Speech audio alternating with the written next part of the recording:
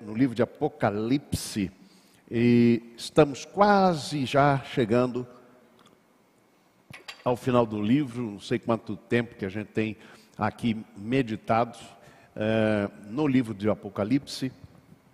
Como eu tenho dito, um livro muito difícil de interpretação, porque há muitos comentaristas, muitos estudiosos ficam presos nos simbolismos. O livro de Apocalipse fez parte de uma literatura que começou no segundo ano,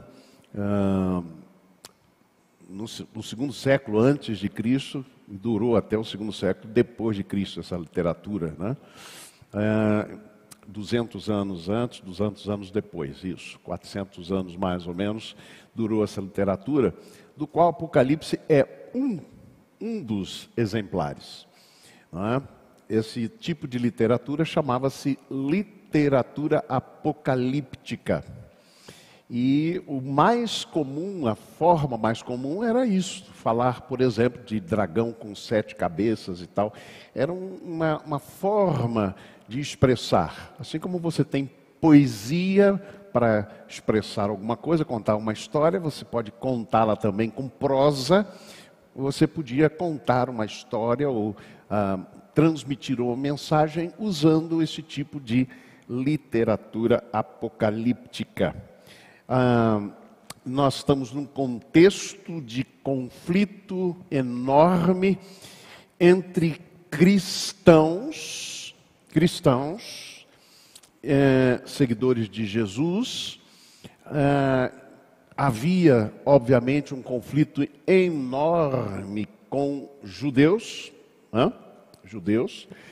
também na época, que estavam, obviamente, também aí lutando contra os cristãos. Muitas das perseguições foram empreendidas também por judeus contra cristãos, mas, de um modo geral, era o Império Romano.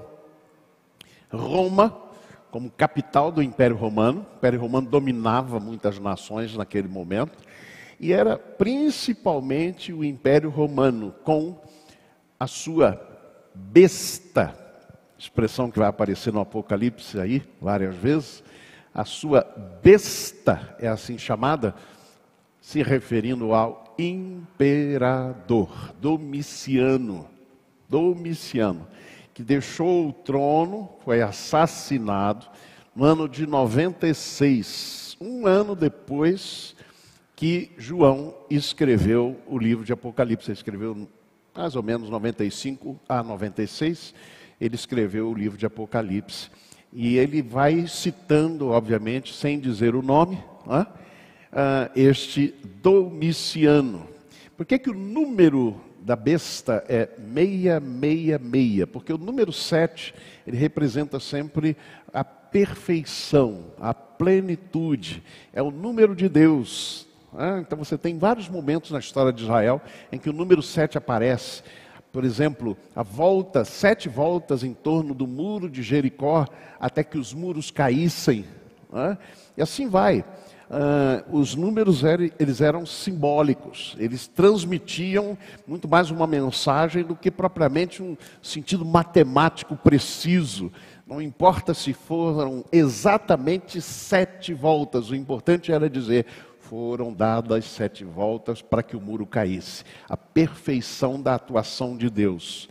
Dizem também que o número 7 é a junção do número 3, que é o número que representa Deus, Trindade, portanto, e o número 4, que se refere ao homem, 4 cantos da terra.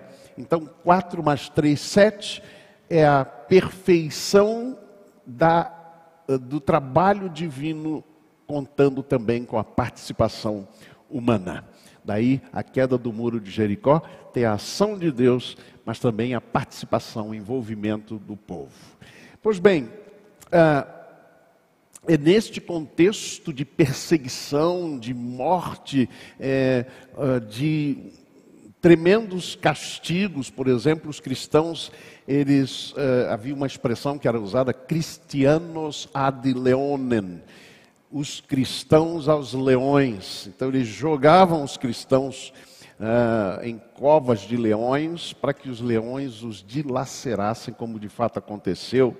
Nero iluminou a estrada de Roma lá com postes no qual eram fincados corpos de cristãos. Aliás, não corpos, eles eram fincados vivos e acendia-se ali a tocha. Esse tipo de maldade que acontecia, e que talvez, inclusive, nos lembre muito quando a gente vê o que o Hamas fez. Essa é uma situação, portanto, em que eles viviam debaixo desse tipo de perseguição, de angústia, de expectativa de morte mesmo. E é aqui que, então, João escreve o livro de Apocalipse como uma revelação de Deus, feita por meio de Jesus, dada a João para que ele então revelasse aos seus santos profetas. Hoje nós vamos, seus santos servos, hoje nós vamos ver a última palavra sobre julgamento e nós vamos fechar então o capítulo 18 do Apocalipse. Ficam faltando apenas poucos capítulos, 4 capítulos para que a gente encerre este livro de Apocalipse, esses estudos que temos feito. O texto bíblico sobre o qual quero me debruçar é o iniciozinho deste capítulo 15. Nós vamos recorrer também ao capítulo 14, mas capítulo 15, versículo 1 diz: Vi no céu ainda outro sinal grande e admirável. 7 anjos que tinham as 7 últimas pragas, porque nelas é consumada a ira de Deus.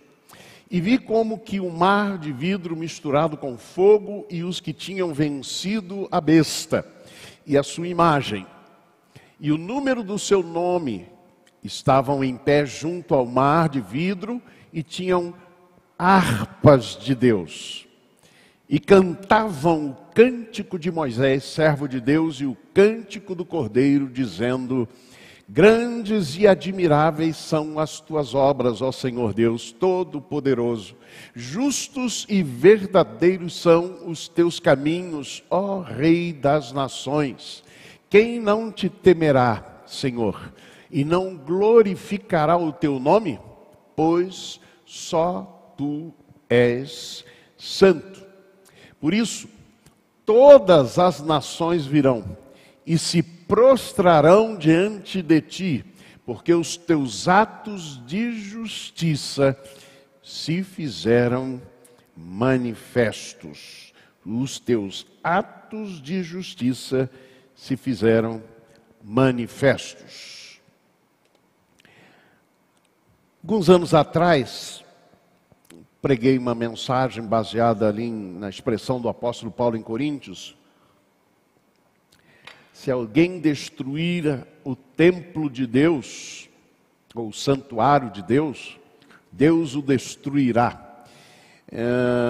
E preguei numa igreja sobre isso, mostrando que Paulo estava falando sobre o povo de Deus. O templo de Deus, o santuário de Deus, não é feito de pedra e de tijolo, de ferro. O santuário de Deus somos nós.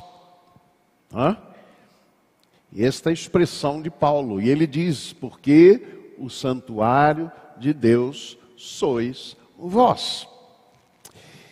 E na segunda-feira eu recebi um e-mail no qual um irmão dizia com muita ira: eu não vou à igreja para ouvir sermão de admoestação, não é? Eu vou para a igreja para ouvir sermões sobre o amor de Deus. Como é que a gente se sente quando a gente ouve falar nesse texto, por exemplo, aqui no verso número 1, pois com estes se consumou a ira de Deus. Ou no verso 4, atos de justiça. Ou ainda no capítulo 16, versículos 4 e 5, olha o que diz: terceiro anjo derramou sua taça nos rios e nas fontes das águas e se tornaram em sangue. E ouvi o anjo das águas dizer: justo és, ó tu, Senhor, que eras o santo, porque julgaste estas coisas. Ou seja, nós temos aqui ira, atos de justiça, julgamento. E a grande pergunta é: tudo isso combina com um Deus de amor? Ou será que aquele irmão que me mandou aquele e-mail estava certo? Que a Bíblia só fala do Deus de amor, não há a ira de Deus. O que é a última palavra sobre julgamento? A expressão aqui, eu repito, palavra de Jesus, revelação de Jesus, é assim que começa o livro de Apocalipse. Revelação de Jesus. Ou seja, é Jesus, na verdade, o autor do livro de Apocalipse. Se a gente chegar profundamente nisso. E mais, como lidar com a presença e a realidade da injustiça, e ao mesmo tempo com um anseio por uma intervenção divina, por um julgamento de Deus contra toda a injustiça. O livro de Apocalipse tem uma pergunta sobre isso. Capítulo 6, versículo 10. Diz que as almas que estão debaixo do trono clamavam: até quando, Senhor? Ou seja, este anseio por uma justiça de Deus aos servos de Deus que estavam padecendo e morrendo. Até quando, Senhor? Como é que a gente pode entender o ensino do livro de Apocalipse sobre o julgamento de Deus, ou a última palavra sobre o julgamento? Eu quero pensar com vocês rapidamente em 3 aspectos. O primeiro deles é o seguinte: o julgamento de Deus é a resposta de Deus. Preste bem atenção que é a resposta de Deus, não é a minha resposta. Mas é a resposta de Deus à pergunta do até quando. Olha o que João diz em Apocalipse 1:9. Eu, João, irmão vosso e companheiro convosco da aflição, ou na aflição, no reino e na perseverança em Jesus, estava na ilha chamada Patmos, por causa, era um exílio, volto a lembrar, a ilha de Patmos era um exílio, por causa da palavra de Deus e do testemunho de Jesus. Ele foi exilado naquela ilha, de onde não podia sair, por causa da palavra de Deus e do testemunho de Jesus. O apóstolo João descreve assim, então, a sua situação, e a situação vivida pelos cristãos no final daquele primeiro século. Companheiro convosco na aflição, no reino, na perseverança, exilado na ilha de Patmos por causa da palavra de Deus e do testemunho de Jesus. Lembrem que testemunho é a palavra marturel, que significa martírio em português. Testemunhar naquele tempo era ser mártir. Era morrer muitas vezes, ou pagar com a vida, ou arriscar a vida por causa da palavra e do testemunho de Jesus. Será que hoje também testemunhar envolve algum risco? Algumas vezes, sim.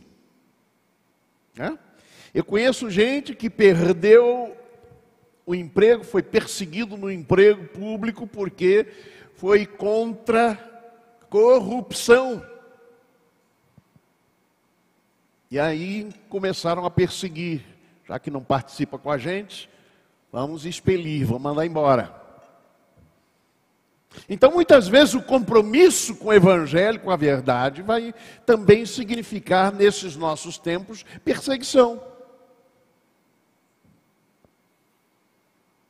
João, o apóstolo, já idoso, gente, tinha 90 anos de idade.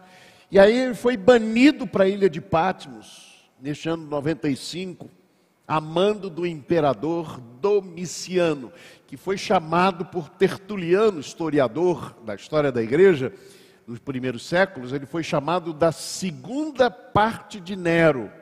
Porque Nero foi aquele que mandava queimar os cristãos, queimou 2/3 da cidade de Roma para fazer uma nova cidade, e disse, não, foram os cristãos que queimaram. E aí a perseguição contra os cristãos foi ainda pior. O cristianismo era chamado de superstição daninha. Superstição daninha naquele tempo. E assim, cristãos morriam, eram queimados vivos. E tudo isso por causa da palavra de Deus e do testemunho de Jesus. E eu fico imaginando a pergunta na mente deles: onde está o glorioso Filho do Homem? Figura escatológica que se refere a Jesus. Jesus usou acerca de si mesmo. Então vereis o sinal do Filho do Homem. Lembram dessa expressão? Portanto, a figura do Filho do Homem era uma figura esperada, de um Messias vitorioso que viria para derrubar, por exemplo, o Império Romano. Que o Império Romano dominava a Judéia, dominava os judeus. E depois passou a perseguir os cristãos. Onde estava o glorioso? Por isso, meus amados irmãos, crescia no coração das pessoas não apenas a realidade da injustiça, o sentimento de que estavam vivendo numa situação de injustiça, mas ao mesmo tempo este anseio pela intervenção divina. Até quando, Senhor, soberano, santo, verdadeiro, não julgas e vingas o nosso sangue dos que habitam sobre a terra? Esse era o dilema de João, que ansiava por uma resposta de Deus. Alguns, é claro, não aguentaram esperar e tomaram em suas próprias mãos adversos movimentos, não é? Que foram banidos, mas movimentos em que as pessoas tentaram fazer isso pelas suas próprias mãos. O Salmo 13, versículos 1 a 4, repete a mesma coisa. Olha só: até quando, ó Senhor, te esquecerás de mim? Para sempre? Até quando esconderás de mim o teu rosto? Até quando encherei de cuidados a minha alma, tendo tristeza no meu coração a cada dia? Até quando o meu inimigo se exaltará sobre mim? Considera e responde-me, ó Senhor Deus meu. Alumie os meus olhos para que eu não durma o sono da morte, para que o meu inimigo não diga prevaleci contra ele, e os meus adversários não se alegrem em sendo eu abalado. Quantas vezes não pode ter passado pelo coração, pelo seu coração, talvez, uma inquietação desse tipo? Até quando, Senhor? Nós veremos injustiça, perseguição muitas vezes contra o bem. Até quando, Senhor? Cresce o desejo pelo julgamento e a frustração pela demora. Para o apóstolo João, o até quando se tornou gritante quando começaram a morrer alguns membros da sua congregação. O julgamento anunciado aqui nos capítulos 14 até o capítulo 18 são a resposta de Deus a este clamor: até quando? Ele nos ensina que no tempo de Deus, o mal será vencido. Amém, irmãos? No tempo de Deus, não é o nosso tempo, porque nós não compreendemos todas as coisas e circunstâncias. Mas o fato é, Deus é vencedor. Essa mensagem do Apocalipse. Lembram dos 4 cavalos? Cavalo branco, cavalo vermelho, cavalo amarelo, cavalo cavalo preto, que nós vimos aqui, acho que do capítulo 13 de Apocalipse. Lembram que o primeiro cavalo a entrar no campo de batalha é exatamente o cavalo branco, sobre o qual estava sentado aquele que é a fiel testemunha verdadeira, como filho do homem, Jesus Cristo. Lembram que mencionei aqui que nas nossas batalhas, em nossas lutas, Jesus entra primeiro no campo da batalha, Ele vai adiante de nós. Não estamos sós.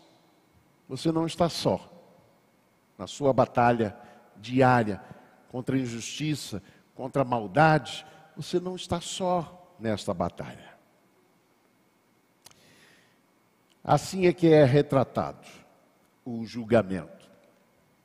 O segundo aspecto que eu chamo a sua atenção é que o julgamento de Deus é ao mesmo tempo a colheita dos grãos e a vindima das uvas. É assim que João então estabelece. O julgamento final de Deus é ilustrado por duas visões. Uma que está no capítulo 14, versículos 14 a 16, que é uma colheita dos grãos. A outra é a vindima das uvas, colheita das uvas. Apocalipse 14, 17 a 20. Primeira colheita dos grãos. Olha o que diz o texto no verso 15, na parte B. Lança a tua foice e ceifa, porque é chegada a hora de ceifar, porque já a seara da terra está madura. É assim que é retratado o julgamento escatológico, com referência especial aqui ao ajuntamento dos justos na salvação. Jesus também falou no final dos tempos como uma colheita, na qual é colhido os grãos. E aqui se refere, portanto, aos justos de Deus. O julgamento de Deus é primeiramente colheita dos grãos. É principalmente ajuntamento dos justos e realização da salvação. Meus amados irmãos, o julgamento de Deus é, portanto, o clímax da salvação. É o clímax da salvação. É quando Deus ajunta os seus para dizer: bem-vindos, sede bem-vindos, meus servos e fiéis. Mas também o julgamento de Deus é a vindima das uvas. É assim também. Olha o verso de número 17. Diz assim: lança a tua foice afiada e vindima os cachos da vinha da terra, porque já as suas uvas estão maduras. É assim que é retratado agora o julgamento escatológico com a condenação dos perversos. Mas como assim? Uva, vinho, coisa boa, não é? Como é que é isso? Não há dúvidas do significado dessa segunda visão para a consumação. Ela retrata de fato, em traços claros e vívidos, o julgamento dos perversos, como se fosse uma colheita de uvas. Olha o que diz o verso 19. E o anjo meteu a sua foice à terra, e vindimou as uvas da vinha da terra, e lançou-as no lagar da ira de Deus. Este versículo, portanto, deixa claro que a colheita das uvas significa julgamento, condenação e não salvação.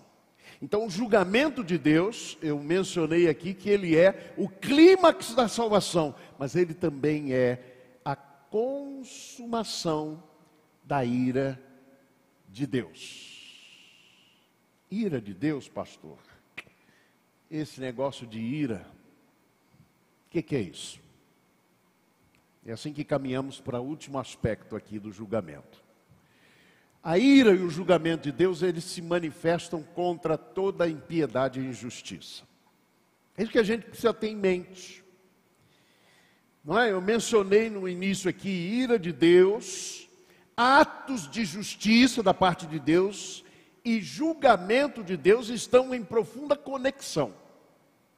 Então, o julgamento é também manifestação da ira de Deus. Tudo isso combina com Deus de amor? Perguntei no início. Olha o que diz Romanos capítulo 1, verso 18. Porque do céu se manifesta a ira de Deus sobre toda a impiedade e injustiça. Preste bem atenção nisso que eu estou lendo aqui. Porque do céu se manifesta a ira de Deus sobre toda a impiedade e injustiça dos homens, que detêm a verdade em injustiça, ou seja, que suprimem a verdade pela injustiça humana. A tradução, vamos ver se eu coloquei aqui, sim. É importante esse texto, porque olha como é que ele começa. Aí eu coloquei a tradução em português, mas acolhendo principalmente o texto em grego, como está originalmente. Então ele começa assim: porque do céu é revelada. Sabe o que é revelada? É o verbo apokalupto, de apocalipse. Então tem tudo a ver com aquilo que está lá descrito. Verdade que João utilizou para escrever o livro de Apocalipse muitas figuras e imagens do Antigo Testamento e do Novo Testamento também, de alguns textos que ele já tinha conhecimento. Então, do céu é revelada a ira de Deus sobre toda a impiedade e injustiça dos homens. Não é ira de Deus sobre os homens,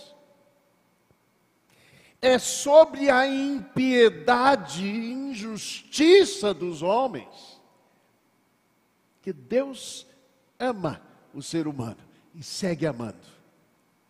A ira de Deus se manifesta contra estes atos de injustiça. A palavra azebeian, que é traduzido como impiedade, está ligada à ideia de piedade, de espiritualidade, de conexão com Deus. Portanto, quando se fala em impiedade, está se falando de uma atitude de desassociação com Deus. Preste bem atenção nisso, porque daqui a pouco nós vamos chegar no ponto principal desta reflexão. Então observe, a ira de Deus está contra toda a impiedade e injustiça.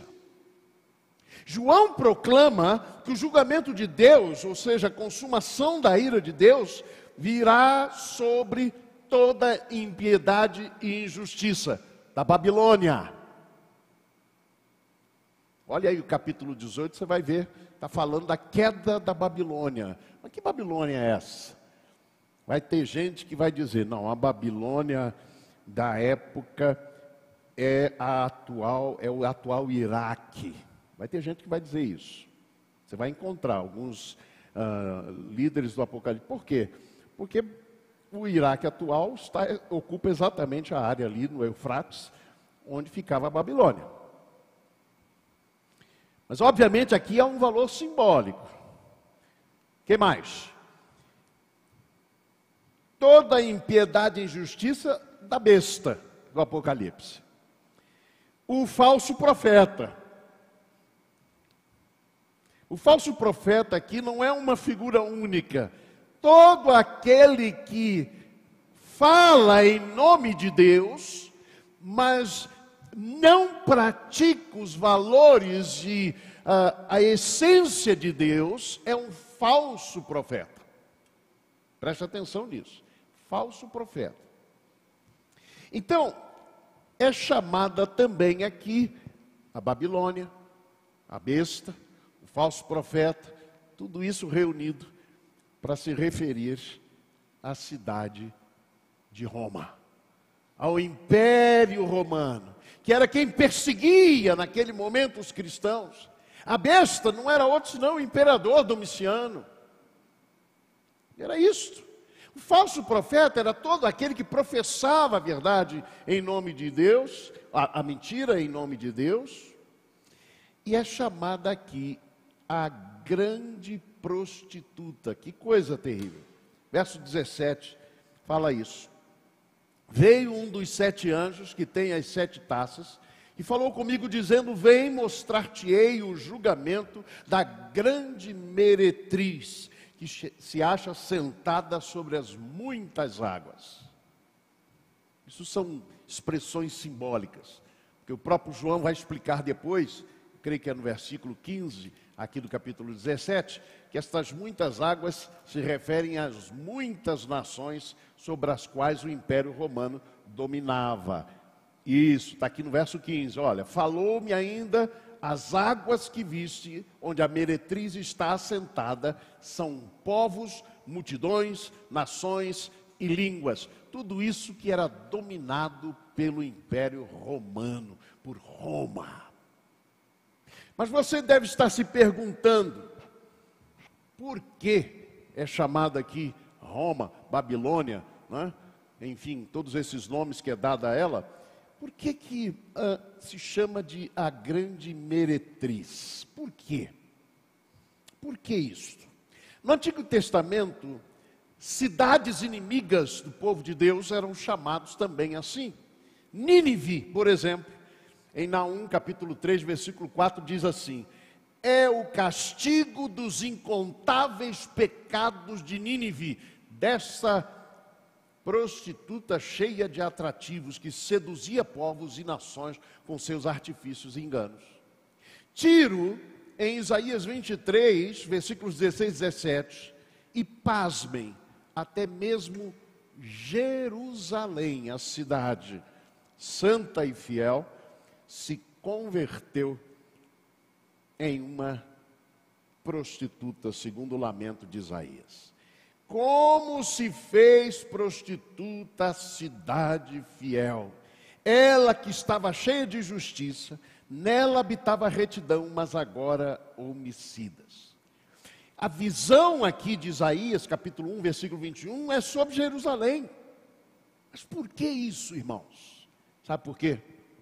Porque Deus é retratado desde o Antigo Testamento como aquele que ama o ser humano. João 3,16, meus amados irmãos, está e perpassa todas as páginas de todo o Antigo Testamento, de toda a Bíblia. Porque Deus amou o quê? O mundo. Não amou um povo só. Todos os povos de todas as línguas. Esta é a essência de Deus. A gente canta isso aqui na igreja. Essência de Deus. Deus é Deus de amor. Então Deus é retratado muitas vezes, desculpem a expressão, porque no português tem um sentido um pouco estranho, né? Negativo, mas Deus é retratado como amante do seu povo, ou seja, é como aquele que ama, e ama principalmente a igreja, como esposa de Cristo, que é retratado assim. Um antigo comentarista latino afirmou que Roma se converteu em uma meretriz porque abandonou o seu Criador e se prostituiu com outros deuses. Quando nós abandonamos a Deus, quando voltamos a Ele as nossas costas e damos um outro lugar de primazia em nossas vidas, que corresponde tão somente a Ele, não se trata de um pecado contra a lei, contra a religião, contra qualquer outra coisa. Se trata de um pecado contra o amor. Vou repetir. Quando abandonamos a Deus, quando voltamos as nossas costas a Ele, quando damos a outro o lugar de primazia dEle na nossa vida, meus amados irmãos, que corresponde tão somente a Ele, nós não estamos pecando contra a lei, nada disso. Estamos pecando, ou este é um pecado contra o amor de Deus. É infidelidade, portanto. A concepção aqui de Deus não é de um juiz, de um legislador, de um rei ou do Senhor, mas de alguém que ama. Ama incondicionalmente. Então, o que é a ira de Deus neste contexto da essência de Deus como Deus de amor?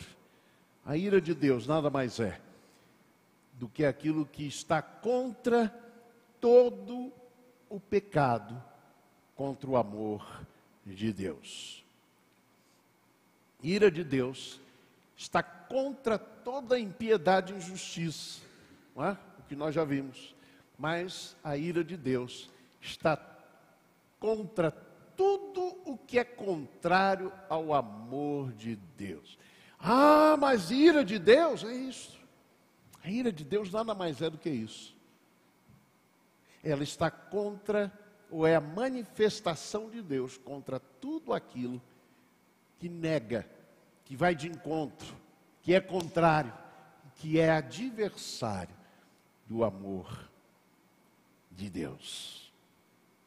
C.S. Lewis escreveu algo muito interessante sobre o julgamento final.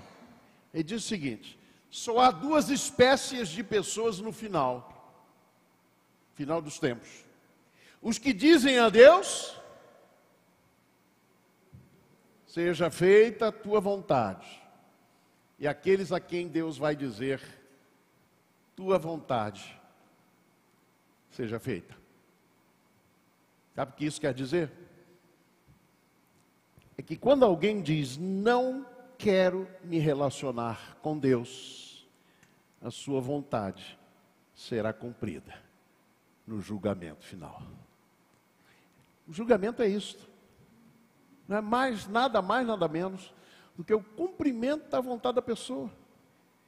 Se ela não quis nunca viver junto a Deus, Deus não vai forçá-la.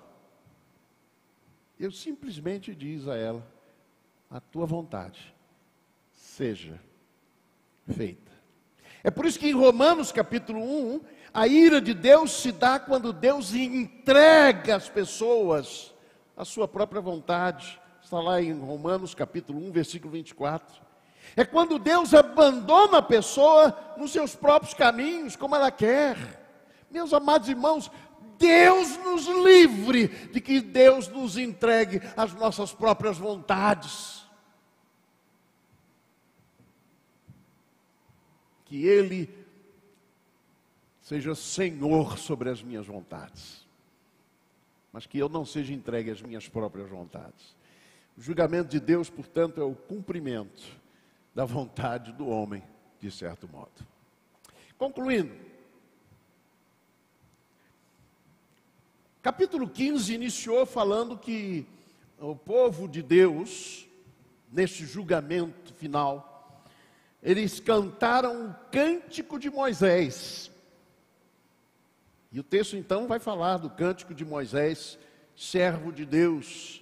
Grandes são as tuas obras, Senhor Deus Todo-Poderoso.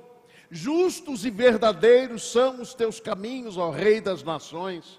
Quem não te temerá, Senhor, e não glorificará o teu nome? Pois só tu és santo. Por isso todas as nações virão e se prostrarão diante de ti, porque os teus atos de justiça se fizeram manifestos.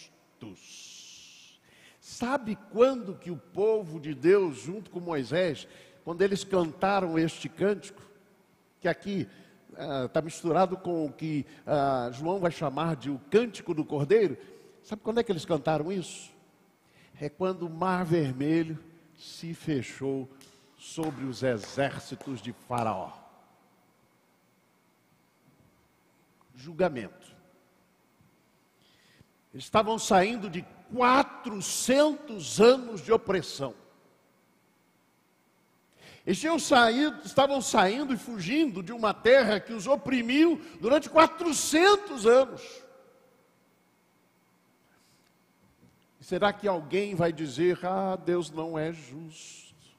Tadinhos dos exércitos de Faraó. Sabe o que eles estavam fazendo quando eles perceberam que Faraó tinha feito a besteira de liberar os judeus para irem para a terra prometida, ou em busca da terra prometida? Aliás, uma coisa importante é que Moisés disse a Faraó por mais de uma vez: assim diz o Senhor, deixa sair o meu povo para que me sirva, para que me faça uma festa no deserto, para que me adore. O Faraó estava indo contra isso. Pois bem, quando eles acordam para o fato de que tinham perdido milhares de escravos gratuitos, né? Mão de obra gratuita, que tinham servido a eles por 400 anos, ele disse: como é que besteira que nós fizemos, vamos lá. E sabe o que eles iam fazer? Matar todo mundo. É melhor matar do que tentar trazer de volta. Vamos matá-los a todos. Então, meus amados irmãos, quando eles cantam, grandes são as tuas obras, Senhor Deus Todo-Poderoso, é para reconhecer que finalmente a justiça de Deus fora feita ali no meio do seu povo. Pois os teus atos de justiça se fizeram manifestos. O Mar Vermelho foi instrumento da colheita de grãos e da vindima das uvas, porque através dele o povo hebreu foi salvo e o exército do Egito foi julgado e condenado. O julgamento de Deus no Mar Vermelho foi o clímax da salvação e da libertação de 400 anos de escravidão e de opressão. O julgamento e a ira de Deus se manifestam contra toda injustiça e impiedade. Após o 7º anjo derramar a sua taça, aqui nesses capítulos de 14 até 17, sai uma grande voz do templo, da parte do trono, dizendo assim: está feito, se referindo ao julgamento. Está feito. O julgamento não é algo só futuro, não, irmãos. Ele vem acontecendo, Deus vem realizando o seu juízo já neste tempo presente. Basta perceber, abrir os olhos e ver a ação de Deus. Se você nesta manhã está se perguntando: até quando, Senhor? Ouça a voz que sai do trono de Deus, dizendo: está feito. Está feito. Que Deus nos abençoe e nos ajude a entender estes tempos, na última palavra sobre o julgamento. Grandes são, Senhor Deus.